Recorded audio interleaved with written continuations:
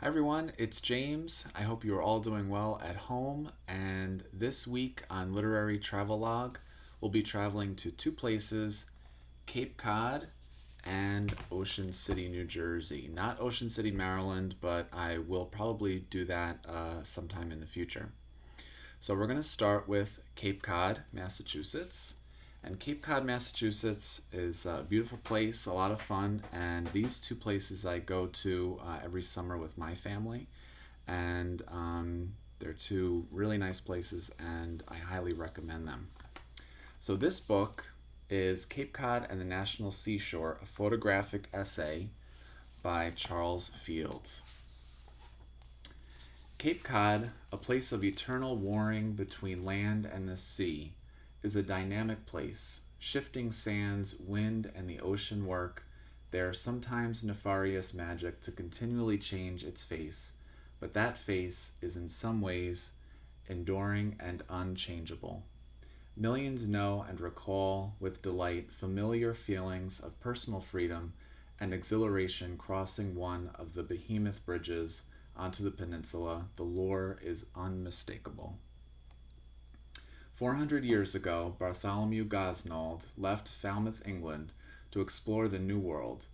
After journeying across the Atlantic, he and his crew sailed into an unknown bay. There, they encountered land they first christened Shoal Hope. Later that day, a fellow voyager related, "Near this cape we came to anchor in 15 fathom, where we took great store of codfish, for which we altered the name and called it Cape Cod." On November 9th, 1620, the Mayflower with 102 passengers sailed into Provincetown Harbor in Cape Cod Bay. The Pilgrims decided to settle on Cape Cod, but before doing so, executed the Mayflower Compact, the first written constitution in the New World. In the 4 centuries since, whaling and trading, agriculture, fishing, and commerce have altered the economy and landscape of Cape Cod, but not its abiding persona.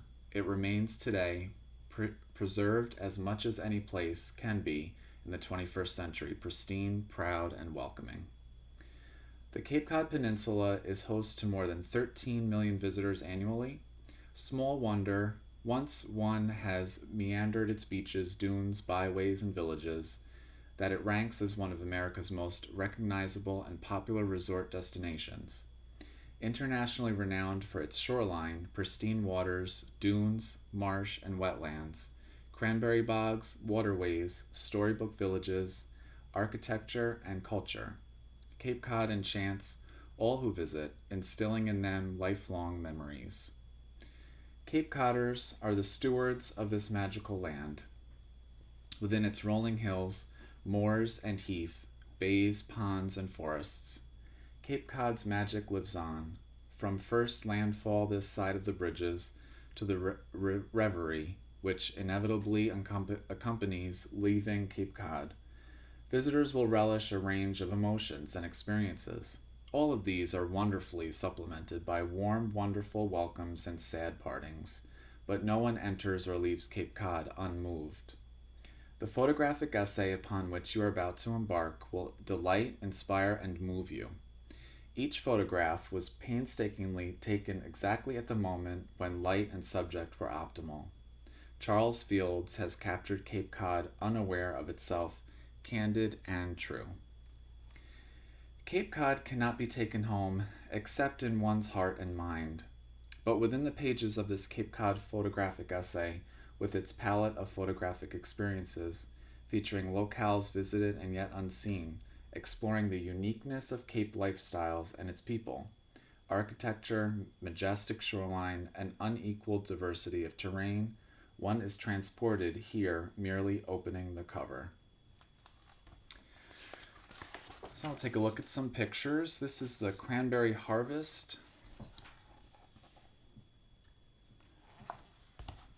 As Cape Cod is known for its cranberry bogs, like we just heard. This is water lilies, kettle pond, and Truro.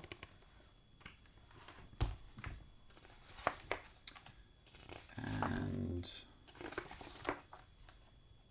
some beautiful places. Highland Light in North Truro.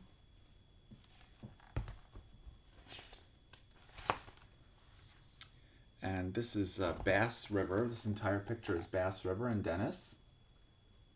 It's beautiful, especially in the summer. It's very, very relaxing, a lot to see, a lot to do.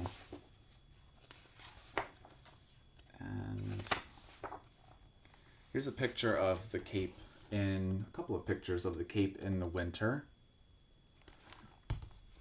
It's pretty, very pretty in the winter as well, but who wants to go there in the winter?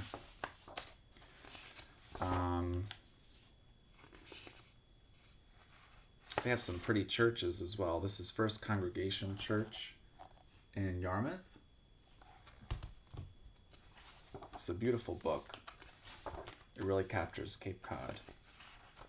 This is Sandy Neck Light in Barnstable.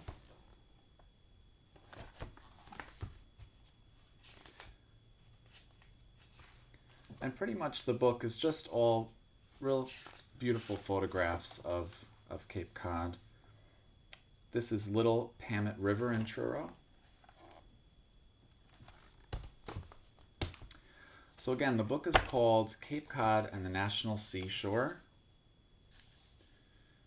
It's a photographic essay by Charles Fields, and if you haven't been to the Cape, I highly recommend it. It's a beautiful place, so hopefully that gives you some ideas for this summer. Hopefully we can make it there.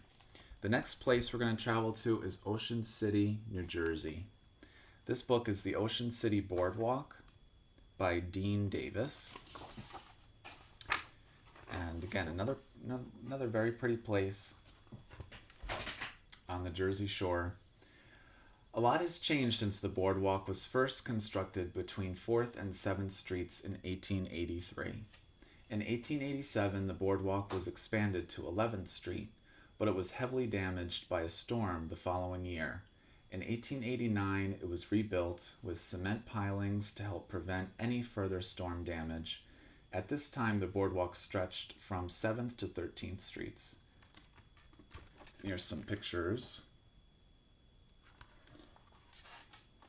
In April of 1905, a brand new 2-mile boardwalk was dedicated. The day was filled with celebrations and festivities. This boardwalk was raised off the sand similar to the boardwalk we know today. It was also wider than the previous versions. Further expansion took place over the years that would reach 2.5 miles upon completion. On October 11, 1927, the boardwalk faced its biggest disaster. A fire is believed to have started in a pile of trash under the 9th Street part of the boardwalk and quickly grew into an uncontrollable blaze. Strong winds from the southeast caused the fire to spread quickly. Larger buildings were consumed by the flames, and the boardwalk was destroyed for blocks. Upon reconstruction, the boardwalk was moved about 300 feet closer to the ocean. Its design incorporated the latest boardwalk engineering technologies, which made it the finest in the country at that time. 2 other storms of note occurred in 1944 and 1962, requiring that the boardwalk undergo major reconstruction. For generations, families have enjoyed walking the boards on cool summer nights. Parents cherish the memories of watching their children enjoy the amusement piers. Eventually, these same children are given a curfew when they are old enough to hang out with their friends and enjoy the boardwalk from a whole new angle. And this book, too, really shows all of Ocean City and its beauty and its history. In Ocean City, they have a music pier. Here's the music pier. The Ocean City Music Pier is the largest structure on the beach side of the boardwalk, located at Moreland Terrace. It was built after the 1927 fire and has been in the same spot for over 75 years. Despite some storm damage and technological upgrades over the years, little has changed within the music pier. The original Municipal Music Pavilion, also known as the City Pier, was built in 1905 to house free concerts and entertainment, standing where the current music pier is. This building survived the 1927 fire and was moved to 6th Street. It was also renamed Convention Hall and hosted many varied types of events until fire claimed it in 1965. Work on the Music Pier began in 1928 and was dedicated on July 4th of 1929. A large parade and fireworks were a part of the celebration. Standing on over 100 concrete pilings, it rises 20 feet above the sand. The large dance floor measured 60 by 85 feet.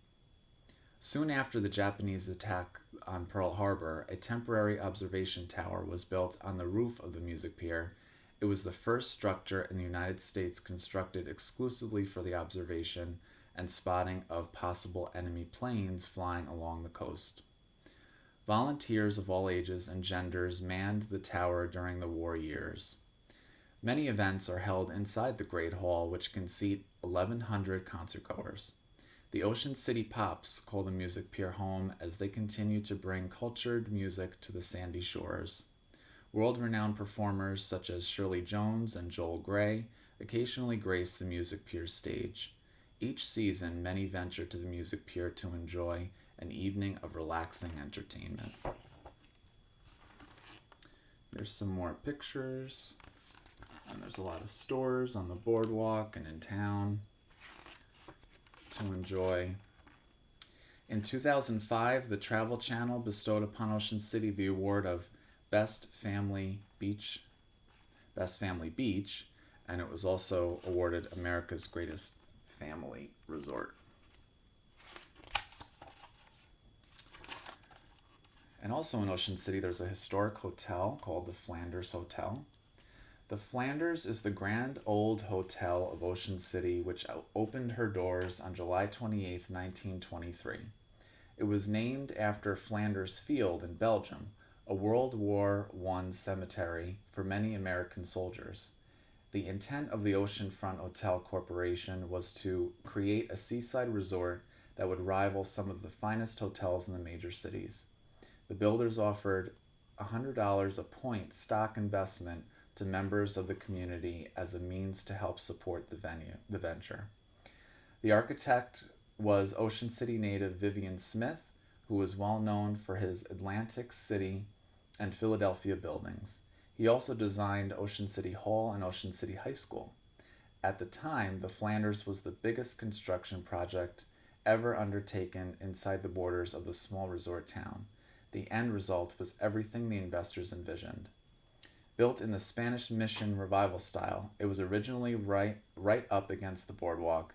After the 1927 fire, the boardwalk moved forward, but the Flanders stayed put.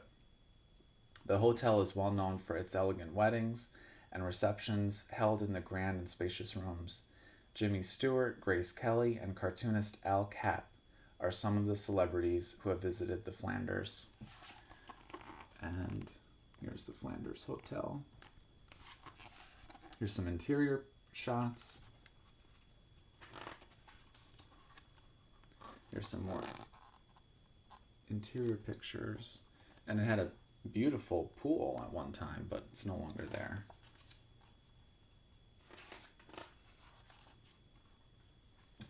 And there is a question as to, is the Flanders haunted? Some believe a ghost walks among the halls of the Flanders Hotel. A pleasant spirit given the name Emily has been spotted in the hotel over the years. Nothing is known of her past, but witnesses describe her as a girl in her early 20s with long brown hair. She wears a flowing white dress and is barefoot as she strolls through the walls. Her gentle singing and laughter has awoken more than a few guests. Locks have been played with and light bulbs have become mysteriously unscrewed in their fixtures.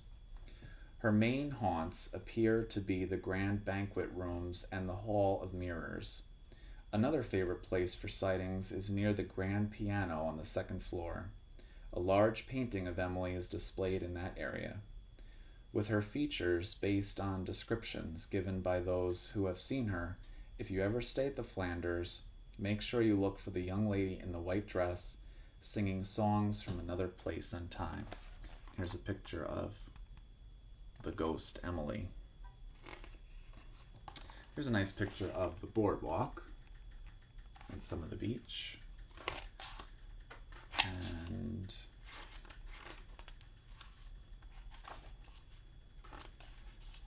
here's some beach shots. It's a really nice beach, a lot of fun. Always crowded. So that's Ocean City, New Jersey. So those are the two places we traveled to this week, Cape Cod and Ocean City, New Jersey. I hope that gives you some travel ideas for this summer and maybe summers to come. They're really nice places. And I hope you'll join us next time when we travel to the Caribbean island of St. Martin, another beautiful place that I've been to. And that's it for now, everybody. See you soon and stay well.